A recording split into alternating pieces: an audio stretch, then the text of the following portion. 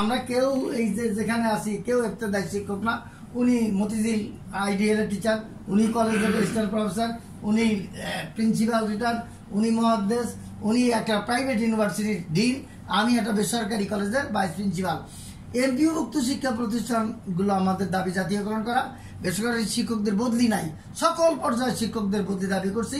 Honours masters পাঠদানকারীদের MPO নাই, intermediate MPO আছে, honours masters MPO নাই, আমরা তাদের এমপিও দাবি করছি।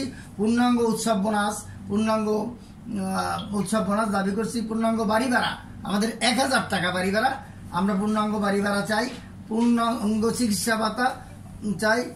গৃহ ঋণ, প্রমোশন নেই, আমাদের প্রমোশন চাই। আমাদের অ্যাসিস্ট্যান্ট প্রফেসর পর্যন্ত আছে, আমরা মাদ্রাসাগুলোতে কলেজগুলোতে অ্যাসোসিয়েট প্রফেসর এবং প্রফেসর পোস্ট নাই, চালুর দাবি জানাই।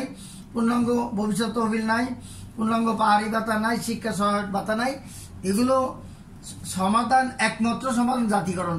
জাতীয়করণ যেহেতু খুব তাড়াতাড়ি হবে না, পর্যায়ক্রমে শিক্ষায় বৈষম্য দূরীকরণের জন্য বদলি বাড়ি ভাড়া দিয়ে আস্তে আস্তে এগুলো বৈষম্য নিরসনের দাবি জানাই। ধন্যবাদ আপনাদেরকে।